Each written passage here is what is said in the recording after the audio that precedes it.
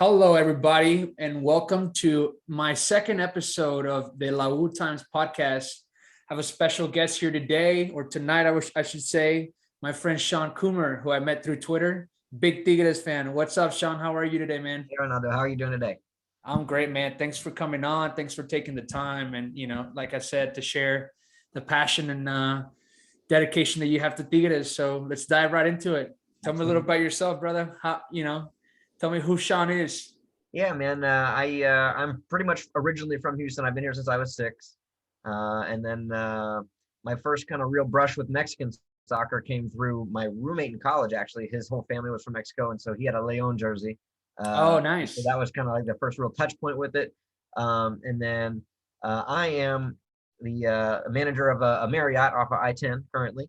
Okay. So that's kind of when I'm not off watching sports, that's where I spend my daytime.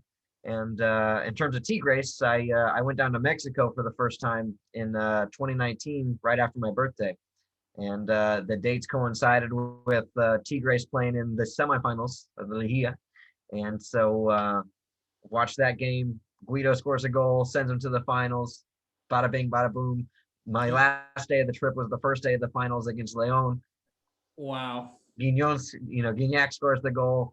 The That one winning ends goal up in the being first leg. Yeah, yeah, the yeah. first leg that wins it because they end up drawing in the second leg. That go back home and like, all right, well, now I got to watch the second leg too, and no scoring. So you just have watched the goal in Mexico. So, and then I just interesting random fact is I'm colorblind, so bright jerseys stand out real well to me. And so if you're picking a team, it's going to be America or Tigres if you're Yeah, looking for yeah. bright jerseys. And Tigres, it's fun to root for a winner. They were winning real quick, and then in between the games, I watched a whole bunch of Gignac and other guy highlights, and it's just like you can't help but fall in love when you watch that guy on YouTube. So Absolutely. No. And, once he made it, the move to Tigres and everything else that's happened since he moved to Tigres has been spectacular, man. Like being a longtime fan, and having to go through different eras of Tigres. And like once he arrived, I can only imagine, you came at a really good time. So I wanted to talk to you about that. So, first of all, a little personal. So how did you get in the hotel industry and what's that like for you? You enjoy it? How often do you work? What's that like? absolutely, yeah, man. So I graduated from Texas Tech 2010 with a general business degree. I moved out to Florida chasing a girl, and ended up getting a job just in a hotel, working in the housekeeping department, doing like room inspections for about 9 months. Took over the housekeeping manager spot, did that for like 2.5 years. Moved over to the front desk, did that for about 2 years, and then I did like special reservations management for about a year and a half. So came back to Texas, did a little bit of time at a construction company for a family friend, and then got back into the hotels after the pandemic kind of let back up. And so I've been doing that ever since. That's Again, amazing. yeah. Keeps So you busy, I'm running the front sure. desk. Yeah, yeah, yeah, for sure, for sure. Running the front desk over at I was at the Hotel Derrick for a little while, and then I was at the Hotel Icon downtown for a little while, and now I'm off at the Marriott off I-10 now. Cool. And so in Damn. terms of like working, I work a whole bunch, usually 6 days a week. And do I like it? Yeah, a whole lot. I like taking care of people. It's a nice thing. I like meeting a whole lot of people. It's a fun business to be in. Obviously stressful because you're open 24/7, 365. So you got to find a way to manage that stress. But it can be very rewarding when you have the good experiences in terms of people telling you either a you did something special to take care of them, or one of the people that I'm in charge of did something to take care of somebody good. So Damn. it's That's a nice career to have, I suppose. absolutely. You got sure you have a lot of people skills.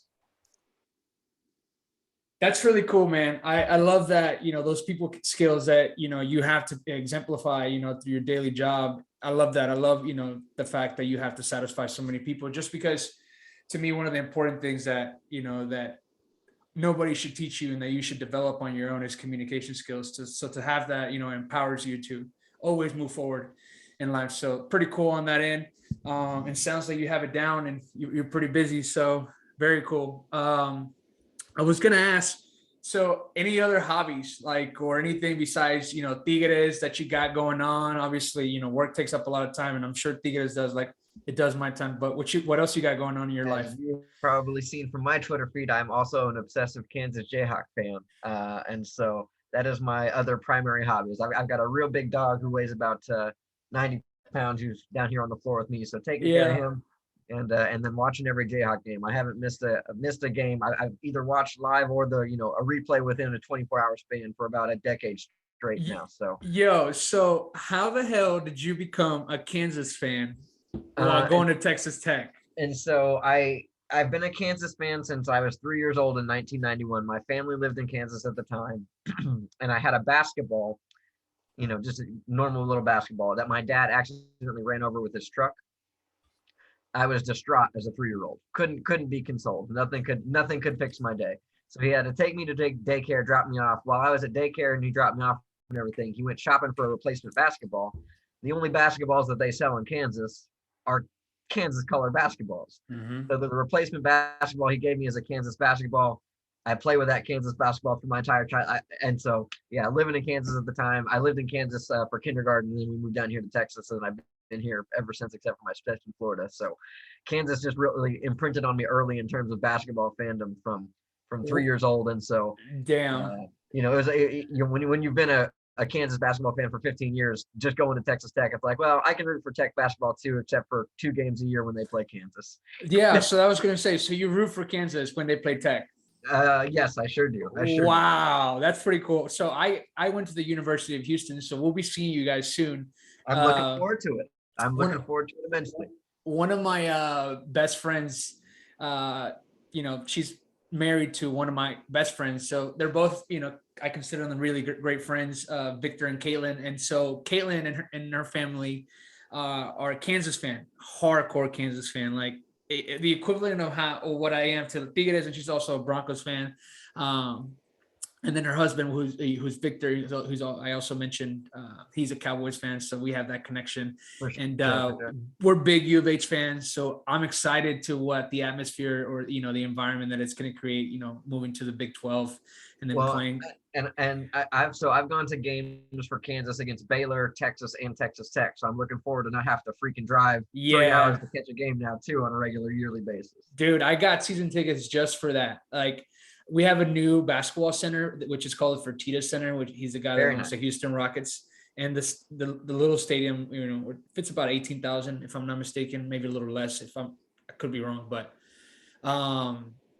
beautiful, court, seats, great place. And so I got season tickets, and I'm excited because all these teams that are going to be coming in. It's going to create that hype, and we're turning, or we have been a basketball program in the past. Yeah, they've been real good, man. Ever since Kelvin came, they've been absolutely. But now Kelvin's, has literally put us back on the map when it comes to that. So I'm excited. I was going to ask really quickly, since we're talking about Kansas, is there any top 3 Kansas moments that you have? Because my friend, I was speaking to her right before we recorded this, so. She wanted me to ask you a couple of questions, but wanted to see if you had any top moments in regards to Kansas. Well, I would say winning the title this year is going to be right at the top of the list. It's been a long time coming, man. So that was absolutely fantastic. Nothing better than winning a title. And that comeback too, to do it. Yeah. Oh, I mean, the way that you did it, and then so then to piggyback with that, the 08 title, obviously the comeback against Memphis and Derrick Rose. That was awesome. Another big one. And then I would say the entire 2017 season, except for the game that they lose to Oregon in the Elite Eight. Because that was just one of the best teams I've ever seen, and it was either that or the 2020 season where they canceled the tournament. We were going to be the best team in the tournament that year. So that kind of feels like one of the years where a title may have gotten taken away from us, where you'll never convince me till I die that we weren't going to win the title that year, man. So that whole season was also a lot of fun. I would say those 2 seasons have been the most fun seasons over the last probably decade or so, other than winning the title this year. Correct. Cool. You think Bill Self stays a while? Yeah. Another decade at least. They just gave him a lifetime contract. We got another 10 years at least. So hopefully we can knock out a title or 2. Cool. All right, man. So let's dive right into the section that I'm excited to talk about with you. You got a pretty cool story. So take me back to, you briefly mentioned as you were introducing yourself to the story or how you became a fan of Tigres, because that's something that stood out to me as I was listening to you, and I want to dive into a little bit more. So tell me, take me to Los Cabos. What were you doing in Los Cabos?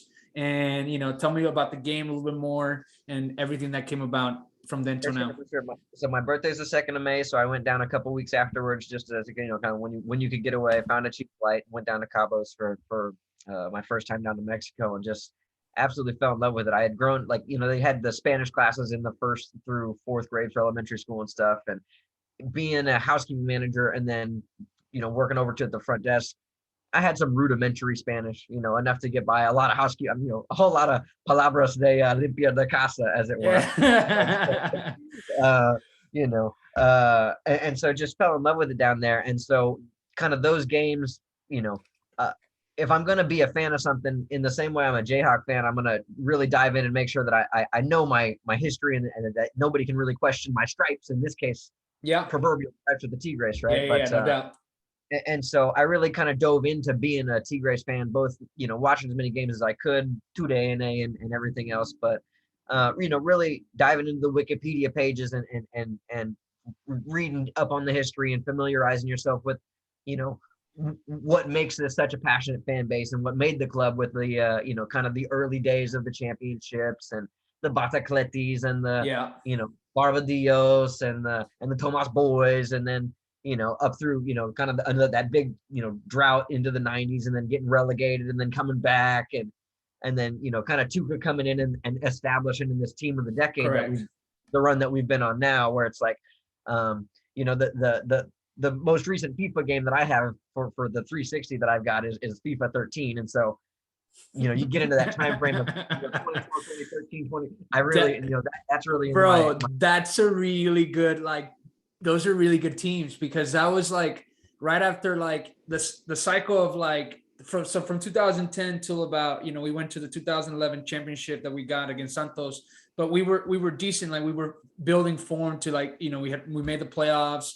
And so I think we played a 2014 final, but so 2013, I thought for that cycle of players or that era of early Tuca coming back and, for a third time, that was a really good, we had Damian Alvarez, Lucas Lobos, Elias Hernandez, Alan Pulido was coming into form. And then there's so many guys that are still there now too, with, Torres Nilo having just left recently for Toluca, and Dueña still being here. And then, Guiñac came very recently after that. Yeah. And just, Ayala is still here.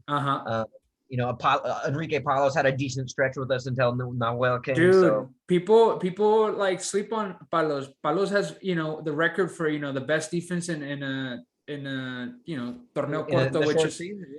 short season. So, and then, he has the record for longest minutes consecutively for no goals given. So, he's definitely, a legend within itself. But one of the things that when you're telling me this story about how you became a fan, I can't stop to think about the fact that how the brand and the winning ways, probably had something to do with even you. Obviously, you enjoyed, that experience of them being in the semifinals and Guido scoring that goal against Monterrey to get them past, to move on to the final against Leon. But the fact that they won a championship when you started becoming a fan, and then you quickly realize, especially that Tigres is an important team in Mexico, and having won that and having, coming in at that right time. I think that that's what the cool thing that I've experienced as a fan, from the beginning and now where Tigres is at is it's so much easier to gather fans when you're winning. And Absolutely. when you've already created a dynasty and you're working towards more and more, it just makes it easier. So really, and that's kind of always been my fear too, is you don't want somebody with no Hispanic connections or Mexican heritage is just kind of jumping onto a team to get pointed out as hey, Mr. Bandwagon fans, right? And so I really try to take it seriously and making sure that my academic background of being able to talk with people in terms of the familiarity levels with where the success for the talking points. And I've watched some of the old games on YouTube, Dueña scoring final, the Nahuel goal game, and some of the old ones that are still on YouTube, even though you may not understand the commentators, but I've watched enough soccer and having grown up playing soccer, you got the familiarity with all you got to do is really watch the game. So one of the things, since you become a recent fan, you've seen some of the best moments. Obviously, that 2019 championship, But even a little bit, taking a step further is the CONCACAF, championship that we finally got after I think 4 tries since Gignac arrived.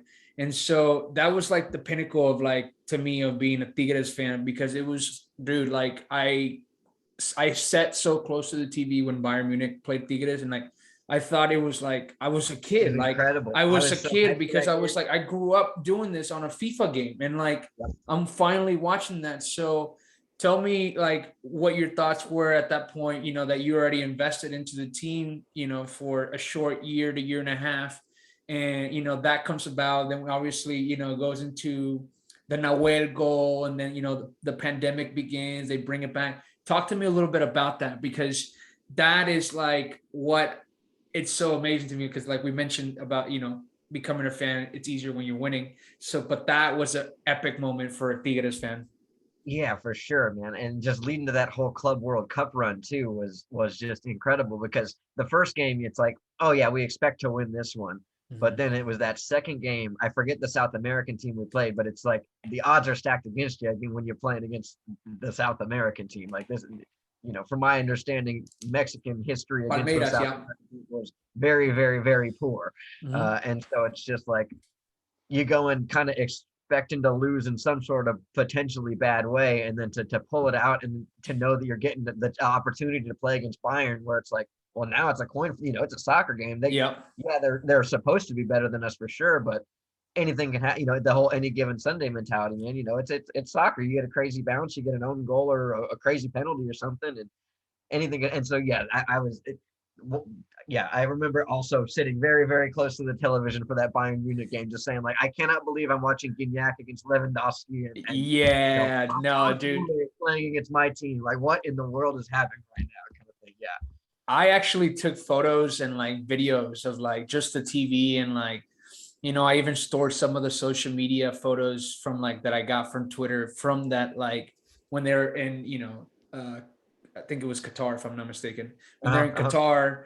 And because I was like, I'm probably never going to see this again. So I think that like you haven't experienced that, and missed out on like some of like, obviously you missed on some great moments with the championships. Earlier titles. Yeah, yeah, yeah. Yeah, You and didn't that see was the life and that coming was alive. an unbelievable run that probably won't ever be topped again. But hopefully it does. I think that with Piojo, there's some possibilities, about championships there. So cool. I'm glad you were able to share that, because that's awesome. I've always been curious about that. So we've obviously talked, about the transition that you've experienced as a fan. But one of the most important things is like the playing style, right? With like the way that we're playing now. So I wanted to ask you this: in your short time as a fan, you've seen Tuca. That 2019 championship really exemplifies what Tuca ball was, or at least the end of a Tuca ball era, because Nahuel basically won us that championship with his spectacular saves. Yes. And the system that we played that playoffs is probably the championship that I credit Tuca Ferretti the most, because in 2015 against Pumas, I think it was the players, they handle it, the first leg, it was awesome. Like I thought it was a for sure title. Pumas ends up coming back, but we, winning in penalties. So I thought that was players.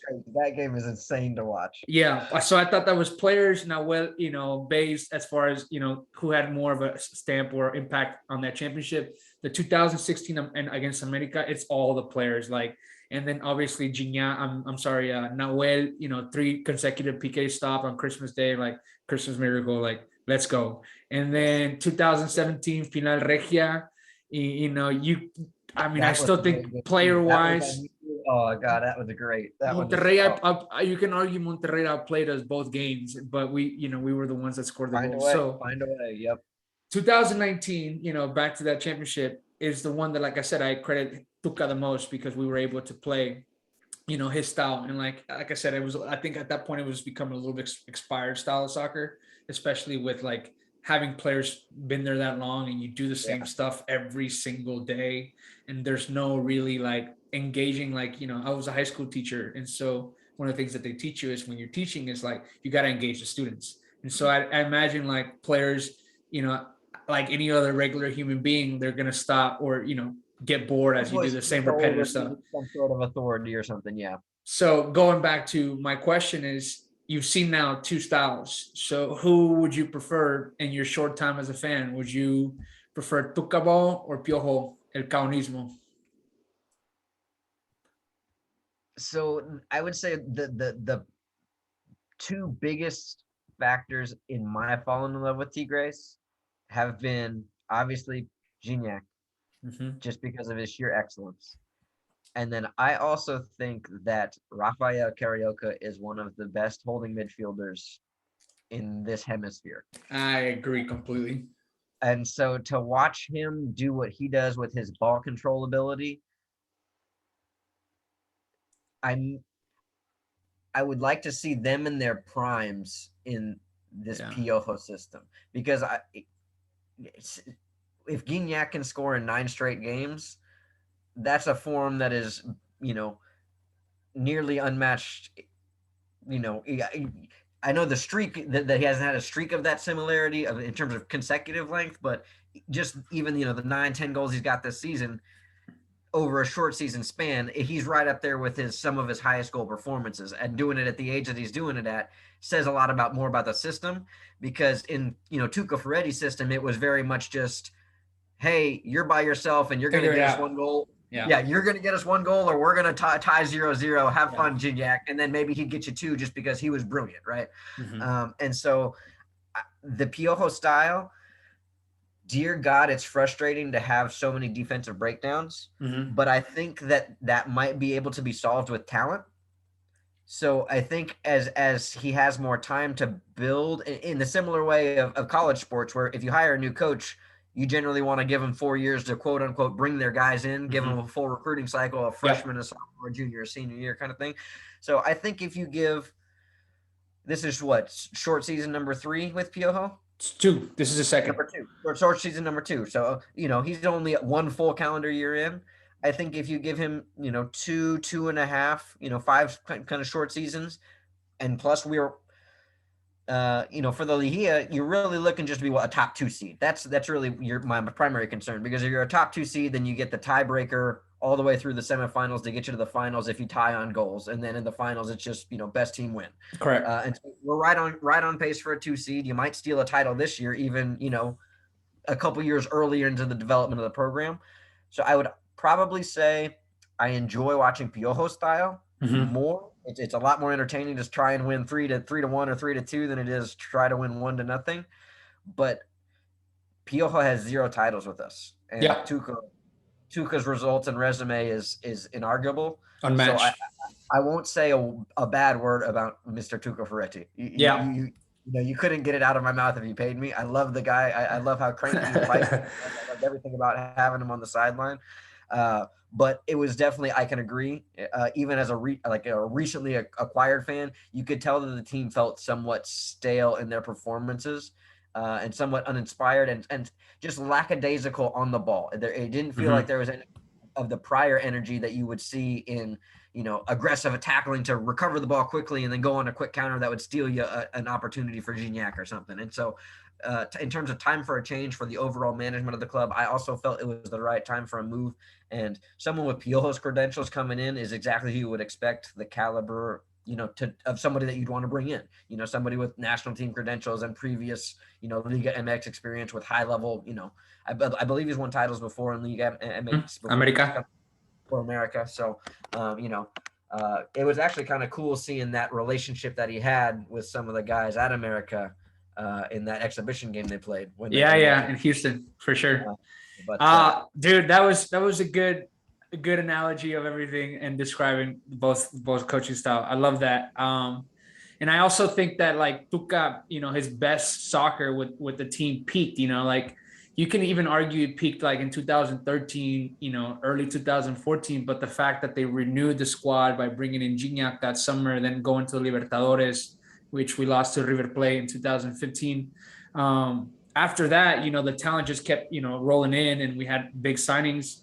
So, you know, we got that new, you know, like you said, with Piojo, I think that with talent, we can, you know, figure it out. And I think that's what happened once Gignac arrived, and, you know, Edu Vargas, you know, Valencia, you know, having Jurgen Damm, Aquino, and all the defensive stars that we had at the time. Aquino, that's another one that's still here from, all the way back in FIFA 12. Aquino's still around. Well, he came in 15. He came in 15. Him and Gignac and Jurgen Damm arrived the same summer. But I was gonna say, so it's pretty cool that you've gotten to experience both of them. So moving on from that, is there any game day rituals, anything you do to either prepare to watch a game, or when you're keeping up with? I'm in yellow. If Nice. we're on the road, I'm in blue. Hell yeah. Love that. I love that a lot. That's pretty cool. Nothing too crazy. I'm not an overly superstitious person. I'm just more about finding ways to make sure that I'm not stuck at work on the desk when my boys are on the TV. That's dope. That's super dope. I like that. Okay, and then so my follow-up questions to that is, you have two jerseys on at the moment. Is any of those two your favorite, or do you have another favorite jersey that even if you don't own it, that you've seen that's like, oh, that's the best jersey Tigres has? It's the Batman jersey. Are you kidding me? That black thing. Oh my goodness. That thing, that thing was just something else. I'd say the Batman jersey as a one-off has been just like a absolute favorite of mine. And then I've seen some of the old ones where the tiger paw is like very, very cartoony. Mm-hmm, mm-hmm. And it just makes me laugh seeing that cartoon. Yeah, that exactly. that's like 2000, 2001, if I'm not mistaken. So yeah, there's an account on Twitter that sells a lot of nothing but Tigres jerseys, and so I follow him. Yeah, look at the old scoops and just to kind of familiarize with myself with how they've changed throughout the years. And I find that jersey it's not intimidating in the slightest when you compare it to the face that is now. Yeah, so no kidding. Makes me laugh. It's like, that's just so adorable for a tiger paw. That's super cool. Great, man. So as we're getting close to the ending of my questions, I wanted to ask you, so a goal or a moment so far in your short term as a fan that super memorable to you? The Gignac scissor kick goal from this year was pretty good. The one against Chivas, or the one? I think that yes. The 3-1 where they wearing the little the baby blue jerseys. Is that what you're talking about? Yes. Okay, that was pretty nice. Have you seen that one? Have you seen the one he scored against Pumas right before the pandemic hit? Like, it was March 2020, if I'm not mistaken. No, February 2020, if I'm not mistaken. Sometime around there, February, March 2020. It was nominated to Puskas. You know what the Puskas is? The Puskas Award? The Puskas Award is the best goal. It's basically the goal of the year for all of FIFA. Okay. And so he was nominated for that. You should look that up. It's I definitely will. I've probably seen it. It's just not ringing a bell off the top of my head. Chaka gives him a cross from like the right side, and he basically switches the field over to Chaka, and then Chaka sends a deep cross, and Gignac makes contact at the outside of the box into a scissor kick. It's a really, really badass goal, but cool. I like the scissor kick moment. And then and historically, Nahuel, anytime your goalkeeper scores a goal, regardless of circumstance, that shit is crazy, as it were.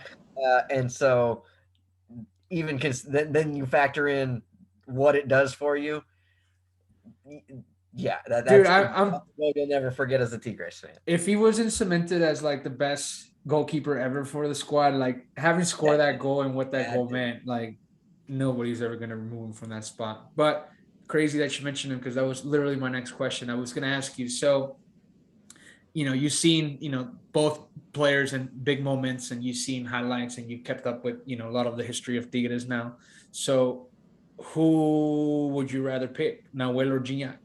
Well, that's easy for me, though. I know people have an absolute love affair with Nahuel, and for absolute good reason. El Patón is just so good at making the spectacular save. Yeah. But I find myself in my time with him having incredible moments of frustration at some of his lack of concentration, specifically dating back to last year with a couple of half-court goals, as it were, and just other things where his aggressiveness is such an asset 95% of the time. Yeah. That the time in 20 that it goes incredibly poorly and he misses the punch and then the ball's bouncing around and all hell's breaking loose in the 6-yard box. You just have to live with, because the other 95% of the time he's doing something that 9 out of 10 goalkeepers can't do. But for me, it's inarguable the things that Gignac did, and then Continues to just do. as I mean, highlight real goals is one thing, but from my understanding of kind of reading the tea leaves around the team, he elevated our stature Oh yeah, big time. into something to attract more high level talent to kind of match his level. Because quickly after him come the Pizarros and the Cariocas and in similar fashion. So I think we don't have a Florian Thavan if Andre Pierre Gignac didn't come 7 years Yeah, ago. and Uh, and I want to add to that because I think that you're hitting a great point, because that's the transition that the club has made in all my lifetime as a fan. It's like now Tigres is not only working to be the forefront of like Mexican soccer, but they're trying to be the forefront of like this Just continent. soccer period. I don't know if you saw on the Tigres Femenil's Twitter account, they were the third most interactive women's club in the world last month. Yep, And so on both it's a sides, brand, bro. It's a they're trying brand, to take and over, man. they just released some rankings for I think the overall all women's team in the world, and I think that we're either number 10, if I'm not mistaken, or 20. It's one of those round numbers, 10 or 20 in the world, and I thought that, and definitely the best team in Mexico. But the Yeah, brand has come a long way. So and that's even after losing, Caddy Killer. You yeah, I take got the that, killer. an MVP level caliber player for a whole league level kind of thing, and just keep rolling with nothing happened. Yeah, they're a machine. The women's side is fantastic to watch. Stephanie Mayor, Bianca Sierra, shout out all those girls. Yeah. So absolutely, I think that it's a tough question choosing Noel or Gignac, and I think that you get into the nitty gritty of like who is going to who represents more for the club. But I think that both are equally as important. You can argue for one more than the other in different stances and different ways of a fan, whether you like the goals or you like the the entertainer aspect of Noel Guzman. So Nahuel's personality is yeah, certainly, miles beyond what Ginjak offers you, out into the world, and even in terms of like, social media and things of that nature. I mean, Nahuel putting on the cowboy hat after the yeah, game and he didn't play with him, kind of thing. He's always going to give you something. He is clearly a fan favorite for a reason. But absolutely. I weight that importance to the club on top of they're equal in highlights, and I just weigh that slight importance to the club over to APG. Yeah, absolutely, man. And like I said, and if in 10 years, Tigres is not the best team in Mexican soccer, or very close, it's all going to be attributed to Andre Pierre, because he's going to stick around. I know, like his perfect role would be to be like a sporting director or like a liaison in between French football and like Tigres, and literally start building a gap or a bridge, of like sending players back and forth. So we'll see where it goes, but definitely very important. So thank you I'm for that. obviously not one to, say that I have any inside knowledge or anything. He seems to be a doting father. I'd be interested if after his kids got a little more grown, if he might be interested in a manager role. Yeah, That'd be something, if you bring him on as like maybe an assistant coach to under somebody, if that's 8 to 10 years down the line, say, and maybe Piojo's been here for a similar length of time with a similar level yeah, of success already, and then maybe his voices are getting a little tired out, and you can bring back the star player and Thomas Boy at that thing again, as it were. yeah. But Ideally, what I would want is I want him as sporting director. I want Guido Pizarro and Nahuel as my coaches. Yeah, so we'll see. Guido We'll coaching see the if it goal, plays or out. Guido managing and the whole coaching the goalies. Oh, absolutely, bro. Maybe like main assistant and coaching the goalies. It would be incredible, just because of their leadership. I think those three guys represent a lot for the club. So, moving into one of the last parts about this episode is Coach Coomer. Coach Coomer's starting 11. So, in your 4 years as a fan, and obviously, you like you have been mentioning, like you have become a really invested fan. Doesn't have to be within your last four, but give me a starting 11 of Tigres players that you would start tomorrow if you had to win either, the Liga championship or a CONCACAF championship or a Club World Cup championship. Yes, the proverbial the aliens have come and we have to defend the human race with the best Tigres lineup Absolutely. possible. All right, it's got to be Nahuel as your starting keeper. Uh, as my left back, I would like Jorge Torres Nilo. Um, as a defender, I didn't get to see him myself, but Mr. Batacleti has a legendary reputation amongst our kind of hero player of the day. So he would get a pick from me. My personal just love of his continuity and contribution here. You look at his resume; it's going to be unchallenged. That'll be Mr. Hugo Ayala as a Uh-huh. back four, and as a back right, he is someone that since I started watching him has been nothing but frustrating to me up until recently because I felt he was a little bit of a tryhard who was a little bit past his prime.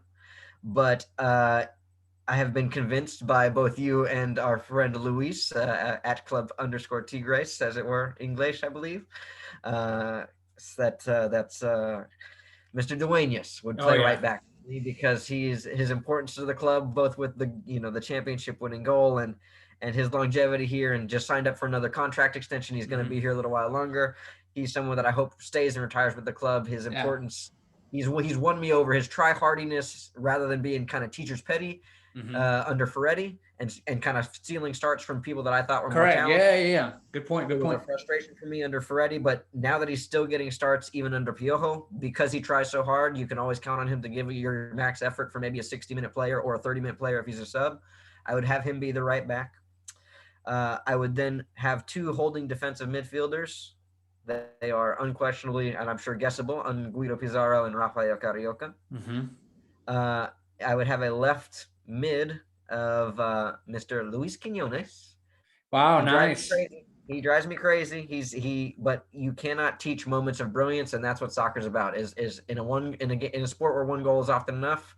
Someone who can give you a moment of brilliance is Luis Quinones, and so I would bring him. And then on the right wing, I would bring Javier Aquino. I've got two spots left. Yep. So I need Gignac, obviously, for a Yep. starting spot as my striker. And then Tomas Boy has to come both as a player, and then he can be the player manager. I don't even need to hire a Yeah. coach. Wow, dude, that's a really good lineup. His ownership is happy that I'm saving on salary. So that would be my starting 11. My off the bench, I'd probably bring, say you got 3 subs like a normal thing instead of pandemic times. Let's bring Florian. He's dynamic. You bring him in as a 30-minute player, he's going to make something happen for you. I would bring Juninho to solidify the defense. As I would split him and Ayala. They're both 6 to 1, half dozen another for me. And then if I could convince him to play central defensive mid, I would bring Titon. And if not, I would bring the similar sounding name Salcido. Yeah. Oh yeah. Damn. Good call. Yeah. He's good too. Yeah. Tuca made him into a defensive mid and extended his career when he first arrived. So, and he was key in the championship of 2011. That's a really good lineup. I like your explanation for Luis Quinones on the left wing. I big on the moments of brilliance. He can get out of hands on holding the ball too long at times and trying too hard, but when he's on, he's on. He's one of the best in the league. So good call on that. And then lastly, man, Tigres, we got to, about closing down the end of the season. We're fighting for the number 1 spot, obviously, with Pachuca. That's probably one of the things that hurt us last season when we were in the semis, not being in a better place on the table. So I wanted to get your opinion or your thoughts on basically the players so far at this point of the season, maybe some grades that you may have for the players as far as what they've done this whole season that's almost wrapped up. Yeah, for sure. So kind of just starting off, I would say Nahuel Guzman. We'll start at the back and work our way forwards. I would give him, I would say probably an A-. I know we've given up some goals this year, but he has kept us in games, pitched a long shutout streak that just recently got broken. And he's been excellent in everything you can ask for from the back spot. Cool. What about that defense? What you got on that defense? Let's go with Lichnowsky. I would say, obviously high expectations, hasn't necessarily been fit enough to make an impact at the level we're looking for yet. Maybe a little bit of Florian last year repeat, where it's like going to take you a full short season to get settled in. I'd call it maybe a B- for him because when he has played, he hasn't been, disappointing necessarily. We've got Ayala coming down the list. Another solid B. Had a couple of defensive lapses as the whole defense has. Hasn't had enough playing time either. And exactly, not getting enough playing time, but I'm always probably going to be a little extra sentimental just because you trust that experience level that he can bring. And if you're going to have somebody wear a captain's band in a replacement level game, he's somebody that you're looking for. Diego Reyes, obviously getting a decent chunk of playing time at the back as well. B-, maybe solid B+ on a good day. Aging a little bit, obviously, maybe has lost a step from where he was at in his peak, but he's among the best we got right now, right? So you got to roll with, you got to dance with the girl who brought you, and we got to just trust that he's going to be in good form for us moving forward if we're going to reach where we want to get to. I agree. Although Cruz, not a lot there. Even he's a candidate to leave. I think I was talking with Lois. Either him or Venegas have to leave because we got to bring in a different player that can contribute there. Venegas was actually next on my list, and they're both just kind of not in that youthful stage where you're still expecting growth from them. And so it's at this point, if you're not in playing, it's probably time to get you off the books and try and open up that roster spot for either the young guys and a David Ayala and some of those guys that are coming up, or a free agent that we find on the market. Going along as well, Pirata, still young, comes in a little slow of foot for me though. I mean, he's got to find some pace. I think if he's going to continue to make an impact at this level, that's going to be a positive impact as opposed to a neutral or a negative impact.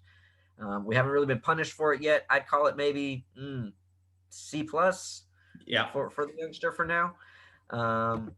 Just kind of moving down. The big signing from Atlas and Gulo, I think he's been tremendous. Best player all season, I think. He's just everything you asked for. Left back, center back. You put him on wherever you need to go. He's going to show up, win tackles, win aerial battles, and be solid at the back. No silly turnovers, not too dribbling too much out the back. I couldn't rate him higher. As well, you got Chaka. Is Chaka broken? I have to ask you. That's my question for you. What happened to the Chaka that we've seen for so long? I think that over 30 and should be disappointing at this point. He's 28, 29, should still be right in the prime of his career. I think that the national team and his performances there and people messing with his family on social media definitely got him because he was struggling then, but he still had his moments. And so I think that now it's all mental. Every time, he doesn't feel comfortable. He looks shaky, and when we watched the game here in Houston, I was like, damn, he's even in a friendly, he looks bad.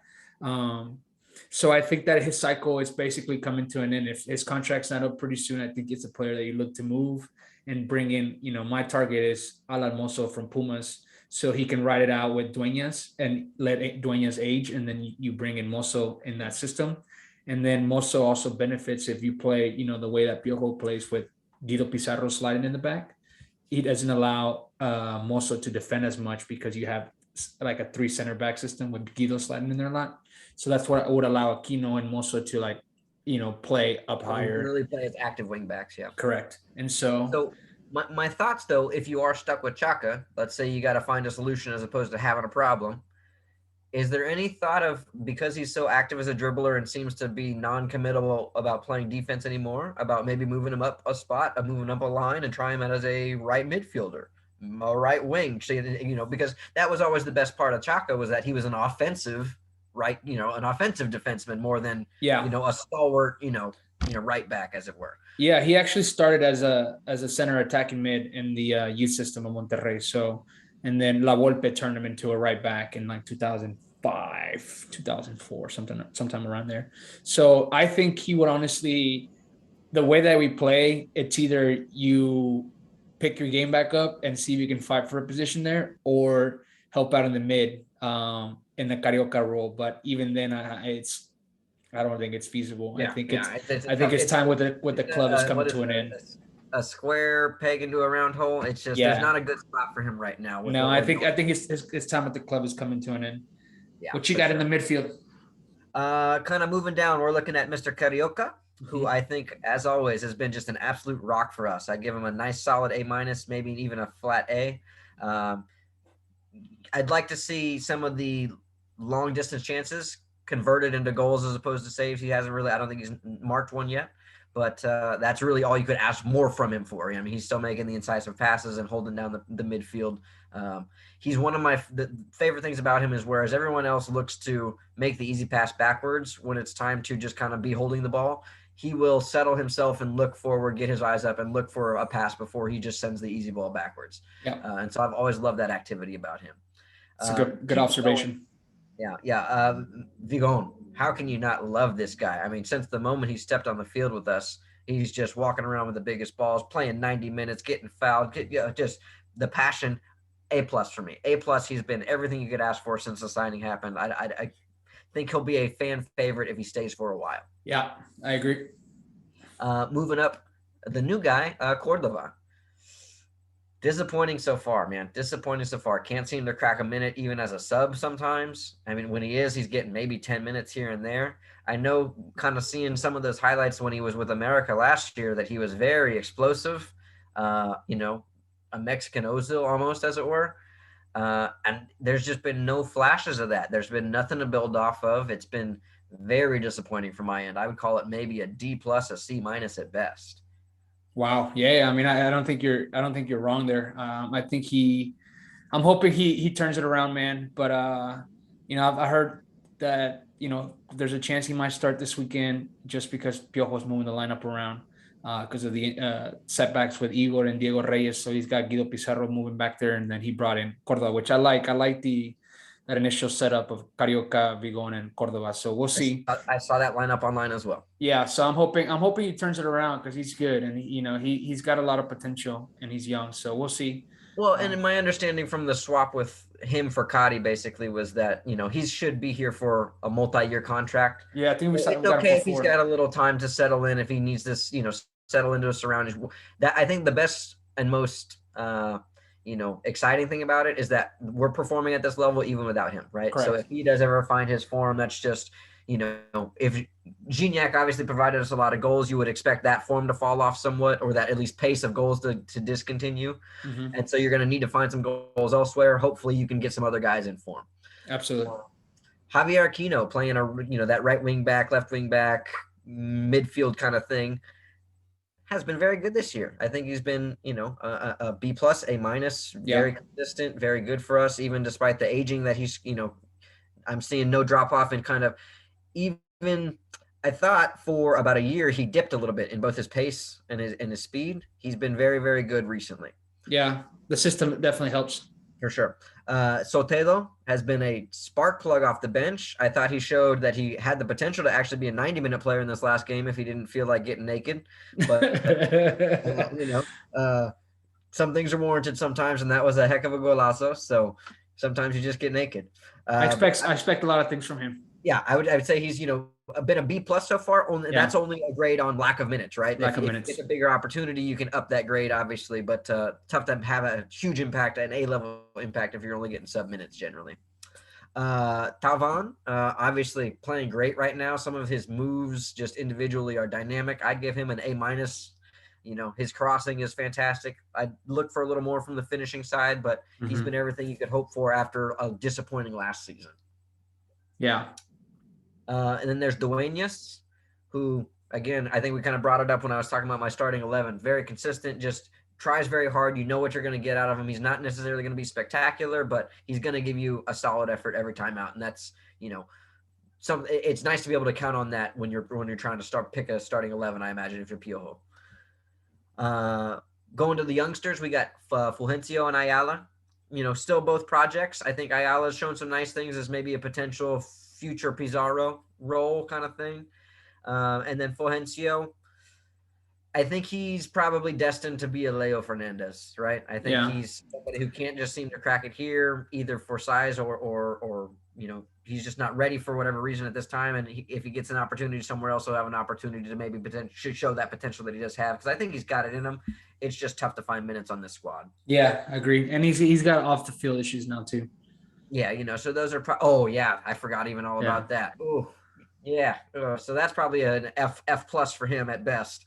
And then you got Quinones out wide. Spectacular. Frustrations. It's the good Quinones, bad Quinones. You don't know if you're pulling a card out of a hat and hoping you're getting a high card. When he's on, it's been very good. He's had a few moments of brilliance, even including this last game where it, basically saved it for us until we, decided to blow it in the end. But I'd give him probably a solid B, solid starter. And that when you expect the inconsistency, it's not surprising when he's inconsistent, right? So moving up to the top, you got APG. What can you say, man? 9 goals, A+, right? Cha Charlie. I cannot stand this guy. I couldn't stand this guy from the second he got here. He drives me crazy. He's too slow of foot. He doesn't do anything. Yeah. He should just be able to all I want from him is to be a guy that when the ball gets punted from the well, he backs his big butt up and his big bald head and somehow comes down with that ball and holds it for 3 seconds so the rest of the guys can run up.